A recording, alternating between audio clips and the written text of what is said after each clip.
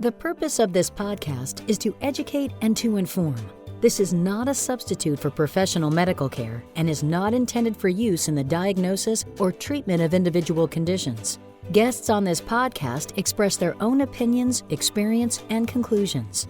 The mention of any product, service, organization, activity, or therapy should not be construed as an ASCO endorsement. Hello and welcome to the ASCO Guidelines Podcast Series. My name is Shannon McKernin, and today I'm interviewing Dr. Fabrice Andre from the Institute Gustave Roussy in Paris, France, lead author on the use of biomarkers to guide decisions on adjuvant systemic therapy for early-stage invasive breast cancer, ASCO Clinical Practice Guideline Update, the integration of results from TAILORx. Thank you for being here today, Dr. Andre. Thank you. So based on the title of this guideline, we know that this update was prompted by the results of the TAILORx trial. So can you tell us more about that trial and what its results were? Yes. So the TAILORx trial was a trial that randomized two treatment modalities, endocrine therapy versus chemotherapy, endocrine therapy, in patients who presented what we call an intermediate recurrence score. So before moving to the result, maybe we can discuss a little bit the background. What we knew from the past is the fact that patients who present a recurrence score below 11 should be treated with endocrine therapy alone because they have a good outcome. And patients who present recurrence score that is high, 31, but can also be more than 25, should receive chemotherapy.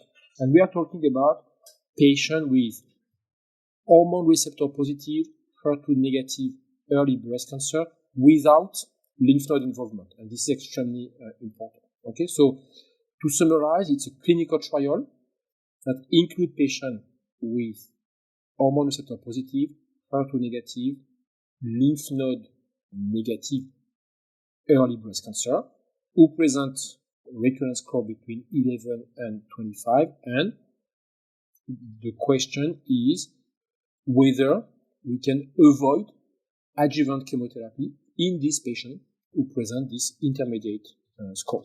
So this is the general design and the question. In terms of result, what we have learned? We have learned that for patients above 50 years old, there is no difference between endocrine therapy and chemotherapy followed by endocrine therapy. So it means that for this patient, we could consider endocrine therapy alone. Then for patients below 50 years old, there was some difference, and I think we will go further into the detail. There was some difference favoring the use of chemotherapy in the group of patients who present a recurrence score from 16 to 25. And so what changes were made to the recommendations in this update of the guideline? So first, what were telling the previous guidelines? So the previous guideline were telling the clinician which genomic test they could use in patients with hormone receptor positive, HER2 negative early breast cancer. Now the big change is that we are making guidelines to explain how to use the test. And what is new is that we have made three important decisions. So first, for the patient who present age above 50, now it is recommended, clinician may recommend endocrine therapy alone for women older than 50 who present a recurrence score below 26. Before, the recommendation to use endocrine therapy alone was for patients who present a low recurrence score. So it means now we have broadened, we have increased the number of patients who could receive endocrine therapy alone and would not receive chemotherapy. Then for patients who present a recurrence score between 16 to 25 and who are below 50 years old, the clinician may offer chemotherapy followed by endocrine therapy. meaning that we are moving from a gray zone. This intermediate score between 11 to 25 was what we call a gray zone. There was no recommendation on how to use the recurrence score. So right now, the update of the ASCO guideline is to provide recommendation on which treatment to administer in case a patient presents an intermediate recurrence score, and there are two different situations, above 50 years old and below 50 years old. So why are these changes so important, and how will they affect practice? So they will affect practice because for many reasons. I would say in US, they will affect practice because they increase the number of patients who will not receive adjuvant chemotherapy. Because right now, we have an answer from randomized trial that we can avoid chemotherapy in women above 50 and from 11 to 25 recurrence score. So the impact in terms of public health will be that we could have a decrease in the use of chemotherapy, or at least a better precision about who should receive adjuvant chemotherapy. Globally, this trial is going to provide an incentive and increase the level of evidence supporting the use of genomic tests. So it's important to remember that in large number of countries, genomic tests are not reimbursed until now because lack of evidence.